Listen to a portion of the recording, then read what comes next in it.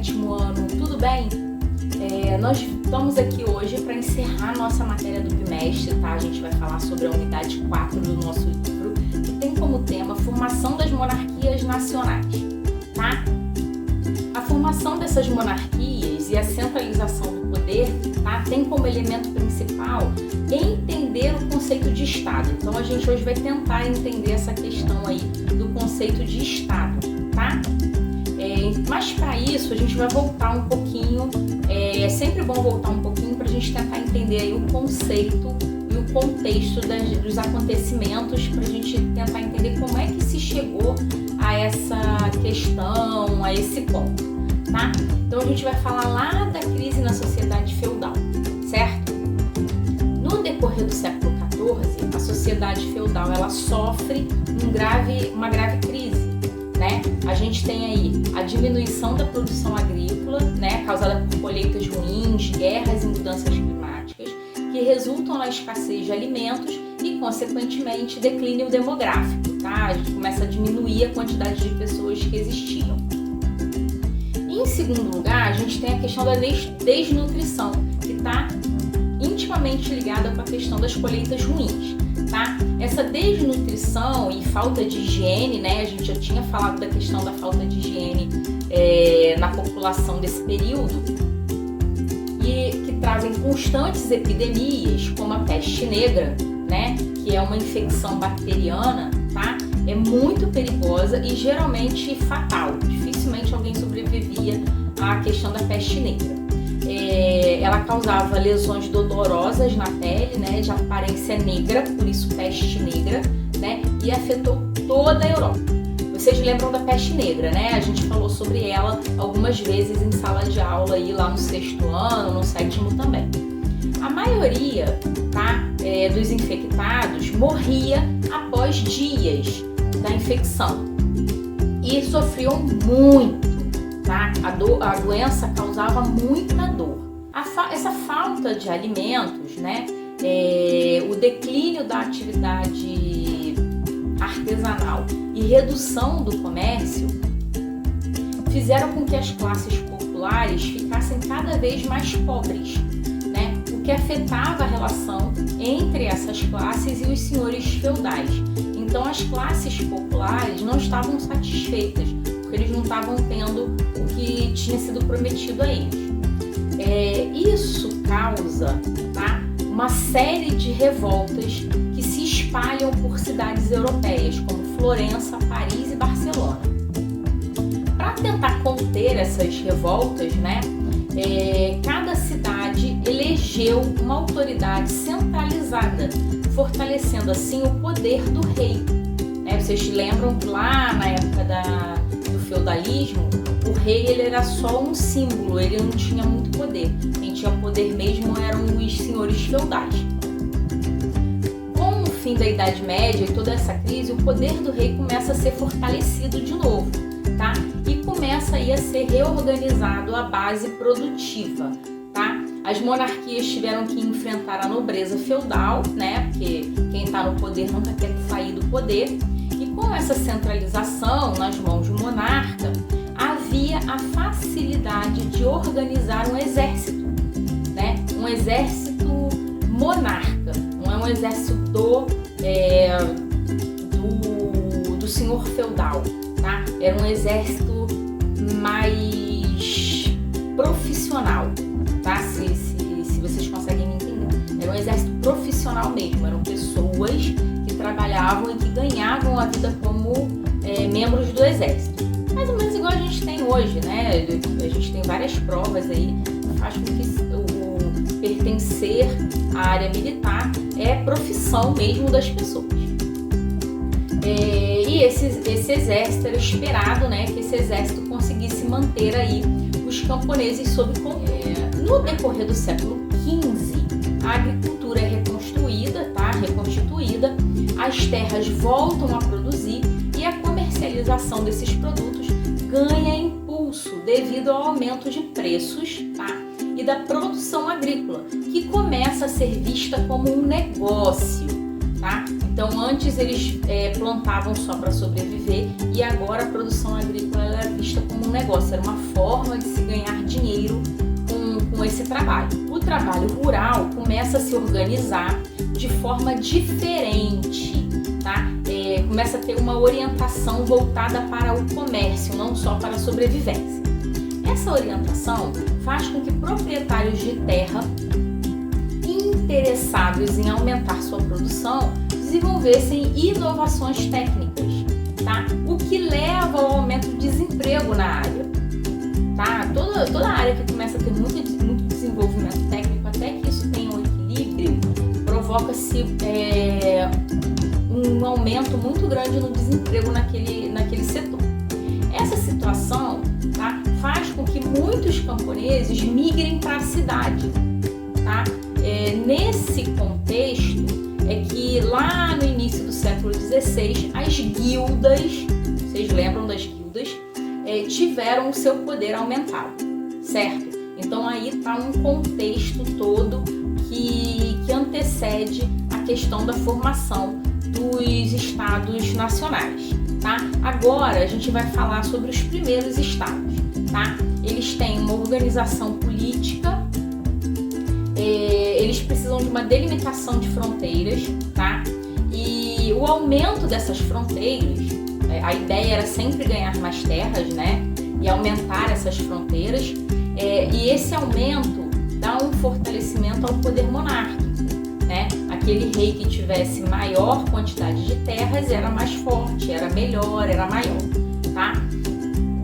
Os estados, eles foram pensados para proteger, tá, a propriedade privada e os privilégios da nobreza, nunca dos pobres, sempre dos ricos, tá, gente?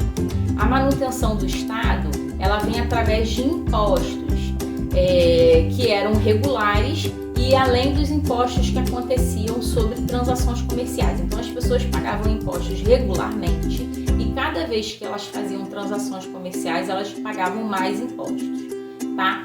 Se esses comentários que a gente está fazendo aqui lembrar alguma coisa atual para vocês, não é ledo engano, tá? A nossa política, ela é baseada ainda nessas coisas que surgiram lá no século XVI, século XVII, tá? Essa questão dos impostos, né? Proteger propriedade privada, os ricos sempre ganham um pouquinho mais, sempre são privilegiados. A gente consegue ver isso claramente na nossa sociedade hoje em dia. As principais características de monarquias nacionais eram definição de um idioma nacional único. Até então a gente não tinha um idioma nacional, então esse idioma ele é criado e passa a ser obrigatório, tá? Organização de um sistema burocrático, tá? Que era composto por impostos que eram cobrados pelo rei para despesas públicas, tá? Formação de uma burocracia administrativa com funcionários públicos que cuidavam da administração pública, tá?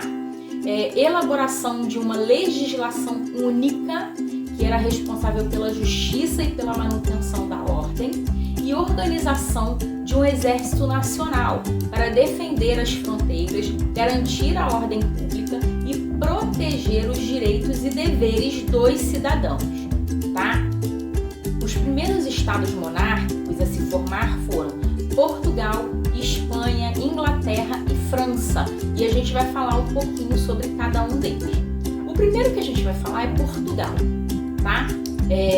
O nome Portugal, ele vem de Portus Cali, tá? É um nome dado pelos romanos à antiga cidade do Porto, tá? Então Portugal ele já foi aí pertencente ao Império Romano. Toda a Península Ibérica, desde o século III, ela estava ocupada pelos árabes, tá? Os portugueses, eles começam aí a reconquista, né? Que é conquistar a sua terra de volta, reconquista, tá? Reconquistar, é conquistar de novo.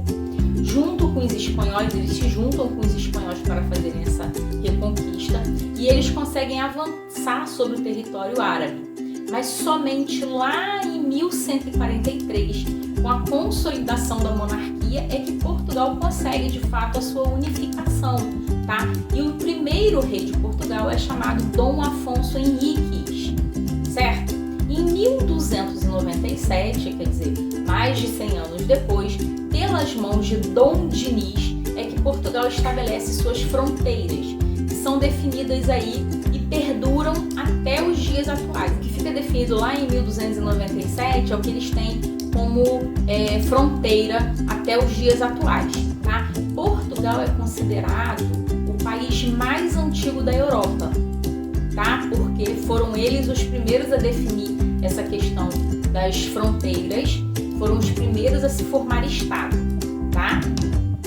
Em segundo lugar, a gente tem a Espanha, tá? Assim como Portugal, a Espanha ela só consegue a sua centralização política após os cristãos terem conseguido derrotar os árabes.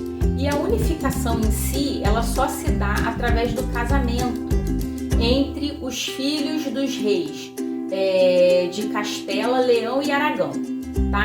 Eles acordam aí um casamento entre Fernando, que era do reino de Aragão, e Isabel, que era do reino de Castela e Leão, tá? Dessa união, que acontece em 1492, bem pertinho da descoberta da América, é que se forma a monarquia espanhola. Na França, lá no século XIII, a gente tem o poder real, que é ampliado com a criação de instituições jurídicas e nacionais, tá? Além de uma economia comercial, tá? Que se fortalece após a criação de uma moeda única nacional, tá bom? Quando Carlos IV morre, tá? Que era o rei francês, quem deveria ficar no lugar de Carlos IV era Eduardo III, tá? Lá da Inglaterra. A gente lembra aí que as monarquias elas têm os casamentos arranjados entre si, então você tem o cara que às vezes é rei de um lugar, ele também é herdeiro do trono de um outro lugar. O problema é que os franceses não estavam muito satisfeitos com essa ideia e eles não aceitam e declaram Filipe IV como rei. Filipe IV era príncipe do rei Carlos IV, tá? E aí começa a acontecer brigas, porque Eduardo III ele quer o trono da França, tá? E após muitos desacordos aí, Eduardo III ele reivindica o trono para si, tá? E como os franceses não abrem mão, a gente tem aí como resultado a Guerra dos 100 Anos. Ela começa em 1337 e só termina em 1453, tá? Quer dizer, apesar de ser chamada de Guerra dos 100 Anos, ela dura um pouquinho mais do que 100 anos em termos de tempo corrido. Lembrando que a Guerra dos 100 Anos ela tem etapas, tá? Ela não acontece assim, começou em 1337 e só terminou em 1453. A gente, entre etapas, a gente tem períodos de paz. E essa guerra, né, a Guerra dos 100 Anos, ela é dividida em 4 períodos, tá? Primeiro período, Eduardo III mantém o Canal da Mancha sob o seu controle, tá? João II, que é o sucessor de Filipe IV, é feito prisioneiro e parte do território francês vai ficar sob o domínio, tá, dos ingleses. Numa segunda etapa, a gente tem Carlos V, que é filho de João II. Vocês verem como é que o tempo passa rápido nessas etapas, tá? Ele consegue unificar o exército francês e recupera parte do território perdido para a Inglaterra, certo? Na terceira etapa, a gente tem aí, devido a várias disputas pelo poder na França, a gente tem aí o poder enfraquecido do rei, tá? E eles perdem todo o norte do território francês, inclusive a cidade de Paris, para os ingleses, tá bom? E num quarto e último momento, a gente tem como destaque uma personalidade que vocês já devem ter ouvido falar, que é Joana d'Arc, tá? Joana d'Arc, ela é bem emblemática, né? Ela era uma mulher que se disfarçou de homem para poder lutar na guerra contra os ingleses, tá? Ela acreditava que ela tinha recebido aí mensagens de Deus que mandava ela vencer a guerra pela França, tá? E realmente ela consegue avançar bastante nessa questão, tá? O problema é que por ela ser mulher, os homens não estavam muito satisfeitos, né? Os outros comandantes do exército francês. Ela acaba sendo capturada pelos ingleses, é julgada, eles tentam aí fazer uma troca, os franceses se fazem de morto, deixam ela pra lá, tá? Apesar dela ser guerreira do exército, apesar dela ser considerada por muitos heroína nacional, os franceses eles deixam ela pra lá. Ela acaba sendo julgada e condenada pela Inquisição como bruxa, tá? E ela é queimada viva na fogueira, tá? Depois, né, alguns anos depois, a Igreja Católica ela volta atrás nessa decisão e considera Joana d'Arc uma santa, tá? Então Joana d'Arc é uma santa da Igreja Católica. Aqui no Brasil ela não tem muito significado pra gente, mas na Europa a Santa Joana d'Arc ela tem um significado para eles lá. Na Inglaterra, o processo de formação da monarquia nacional, ela passa também, né, lá pela Guerra dos 100 Anos, mas em 1455, apenas 2 anos depois de ter terminado a Guerra dos 100 Anos, acontece uma outra guerra, tá? Que ficou conhecida como a Guerra das Duas Voltas. E o que consiste essa guerra? Ela é uma série de lutas, tá, pelo trono inglês, acontece durante 30 anos, tá, ao longo de 30 anos, e consiste em uma briga entre duas famílias, tá, a família de York e a família Lancaster, tá. As duas famílias eram descendentes diretas, tá, de Eduardo III, né, aquele rei lá do início da Guerra dos 100 Anos, e elas estavam brigando pela administração da Inglaterra. Elas vão fazendo sucessões aí no trono, né? Uma hora tá a família York, outra hora tá a família Lancaster. E a guerra acaba quando Henrique Tudor, tá? Que é da família Lancaster, derrota Ricardo III, que era quem estava no trono e era da família de York, tá? E para acabar com essa guerra, ele se casa com a Elizabeth de York, que era sobrinha de Ricardo III. Ele une as duas casas e acaba aí a guerra, tá? Se vocês lembrarem, Tudor, né? Vocês lembram lá Henrique VIII, quando a gente viu a questão do anglicanismo? Henrique VIII, ele é descendente de Henrique Tudor, que provavelmente era o Henrique I. A gente agora vai falar sobre o absolutismo monárquico em si, tá? Ele foi um sistema político que se desenvolveu lá na Europa no século 17, 18, tá? E tem como figura central o monarca, que concentra os 3 poderes do Estado: o legislativo, o executivo e o judiciário. O rei absolutista, ele se mantinha com base, né, em um equilíbrio entre a nobreza, que estava em decadência, e a burguesia, tá, que estava em ascensão, além de ter, obviamente, o apoio da Igreja Católica na época. A realidade do rei absolutista passava por 3 questões: seus palácios, suas refeições, parece brincadeira, mas não é não, tá, gente? E o vestuário da época, tá? Se vocês pesquisarem aí figuras sobre o absolutismo, vocês vão ver que tudo era muito pomposo, tudo era muito grande, tudo era tudo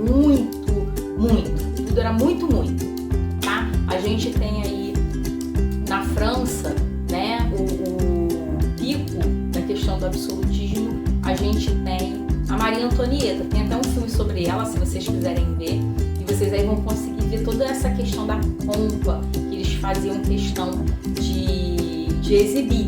O problema era que não tinha essa pompa toda, né? E passava fome muitas das vezes, né? Na verdade, na maioria das vezes. Para legitimar o poder e a autoridade dos reis, vários teóricos elaboraram, né, teorias que mostravam aí a importância da existência desse rei e de um Estado forte para poder comandar os seus súditos, tá? Entre esses teóricos, a gente pode citar aí Maquiavel, que escreveu um livro chamado Príncipe. A gente tem Jean Bodin, que escreve o livro chamado A República. A gente tem Thomas Hobbes, que escreve o livro chamado Leviatã, e Jacques Vissé, que escreve o livro chamado Política, tá? Luís XIV, que era chamado de o Rei Sol, tá? Ele é considerado a melhor personificação da imagem do monarca absoluto, tá? Tem uma frase aí que corre na história que dizem, a gente não tem nenhuma comprovação documental sobre isso, mas dizem que ele falou em determinada situação que ele era o Estado, né? Sem ele o Estado não existiria. Então a frase é: o Estado sou eu, tá? Então essa frase se torna célebre na história e é atribuída a Luís XIV. Na passagem da Idade Média para a Moderna, as desigualdades ficaram cada vez mais salientadas, tá? Principalmente pela maneira como as leis foram formuladas e pela maneira como os impostos eram cobrados. Os mais prejudicados nisso tudo era o povo, óbvio, né? Sempre é o povo, que além de não receber nenhum benefício, era obrigado a pagar impostos, e esses impostos eram muito altos aos proprietários de terra, aos monarcas e, nos países católicos, também ao clero, tá? Então, assim, eles pagavam impostos aos senhores feudais, né? No caso, os proprietários de terra, né? Que os senhores feudais se transformaram em proprietários de terra. Eles pagavam impostos aos monarcas e, no caso dos países católicos, eles também pagavam impostos ao clero e à igreja, tá? Então, assim, eles eram taxados muitas vezes e eles não tinham nenhum benefício. Então, o povo acaba sendo sempre prejudicado em relação a isso. No campo das artes e das ciências, lá no século XVII, né, a gente vai voltar um pouquinho lá na questão do Renascimento, né? Porque as ideias propostas pelo Renascimento se tornam cada vez mais valorizadas. A França se torna o centro desse desenvolvimento científico e cultural da época, tá? A ciência dessa época, ela procura sempre desenvolver o raciocínio por meio da razão, tá? Que é o que eles chamam de método experimental. Assim, os cientistas passam a investigar e conhecer a organização e as leis do universo com base na ciência, tá? Não só na questão religiosa, porque até então tudo que eles conheciam sempre passava pela questão religiosa e pela igreja. Nesse período ocorre aí um rompimento entre a ciência e a religião. O Estado moderno, tá, surge em oposição ao poder universal dos impérios, papados e do poder dos senhores feudais. O caráter centralizador do Estado moderno e seu crescente poder em todas as áreas, tá, em todas as áreas, levaram os reis a estabelecer dispositivos administrativos para organizar seus governos.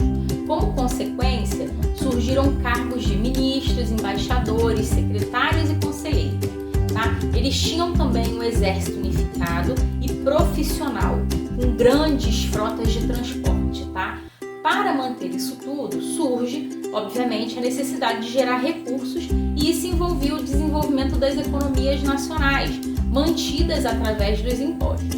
O absolutismo, ele é marcado pelo mercantilismo e pelo metalismo. O mercantilismo, o Estado, tá? Ele deveria interferir. O mercantilismo, ele surge com essa visão, tá? Que o Estado deveria interferir na economia através da taxação de produtos estrangeiros. Dessa forma, eles favoreceriam o comércio local e a concentração de riquezas dentro do país, garantindo uma balança comercial favorável, tá? A ideia era que o que viesse de fora, né, outros países fabricassem e que eles importassem, fosse mais caro do que o que era produzido dentro do Estado Nacional. E aí as pessoas iam dar preferência a comprar as mercadorias nacionais, tá? Você só compraria mesmo uma mercadoria importada numa situação realmente necessária, tá? Ou se você quisesse muito, tivesse dinheiro para isso. Quem não tivesse dinheiro, que era a maioria das pessoas, acabaria consumindo ali a produção local, tá? E o metalismo, ele passa pelo acúmulo de ouro e prata, tá? Que garantia o maior desenvolvimento do país, assim como prestígio e reconhecimento internacional, tá? A gente pode ver isso e a gente vai ver isso quando a gente falar do descobrimento da América, do descobrimento do Brasil e sobre o descobrimento de ouro e prata aqui na América Central e América do Sul, tá? A gente vai voltar nessa questão do metalismo e a gente vai explicar ele um pouquinho melhor. Tá? Para finalizar o assunto, tá? A gente vai fazer tipo um resuminho aí dos acontecimentos. Essa nova forma de organização política, né, que acontece com a criação dos Estados Nacionais, ela é caracterizada por um governo centralizado, território com fronteiras definidas e um sentimento de pertencimento dos habitantes a esse Estado. Tá? É nesse momento que surge essa ideia do patriotismo, da pessoa se sentir pertencente a um país. Tá? Eu sou brasileira, vocês são brasileiros, nós nos sentimos pertencentes a esse país. Tá?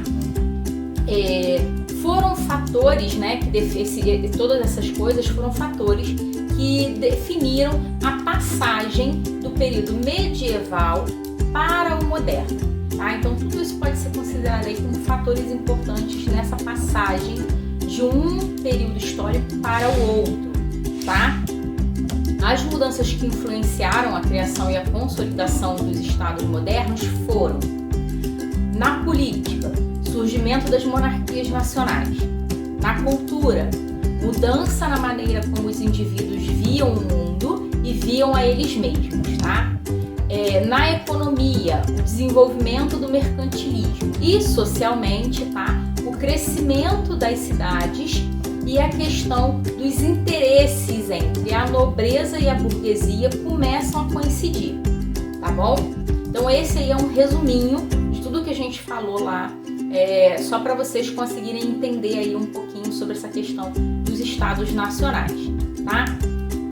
Para encerrar de fato, eu vou deixar aqui a indicação de alguns filmes, eu costumo sempre deixar, né, a indicação de alguns filmes aí que vocês podem ver e que tem como temática essa questão da criação dos estados nacionais ou durante a criação dos estados nacionais, tá bom?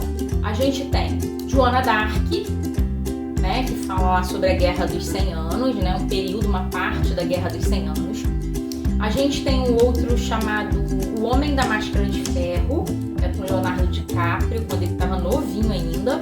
É um filme não muito novo, mas é o mais recente sobre essa história, é bem legal. A gente tem Os Três Mosqueteiros, também é legal, tem várias versões, desde o cinema mudo até versões mais recentes, eu acho que de 2014, tem vários filmes, vocês podem escolher aí o filme que vocês quiserem, do período que vocês quiserem. A gente tem um filme chamado A Duquesa, que é bem legal também. Catarina, Amor e Poder, tá? E Catarina a Grande, tá bom? Elizabeth, a Era de Ouro, eu já tinha indicado de uma outra vez. E Joana, a Louca. Vocês podem assistir também um filme chamado Maria Antonieta, tá? Que retrata aí o finalzinho aí de vida dela, né? Conta aí a história de Maria Antonieta, mostra toda essa questão da pompa da realeza francesa e é bem legal, tá? Para encerrar, eu vou deixar os exercícios aqui para vocês fazerem como sempre. Beijo e até a nossa próxima aula.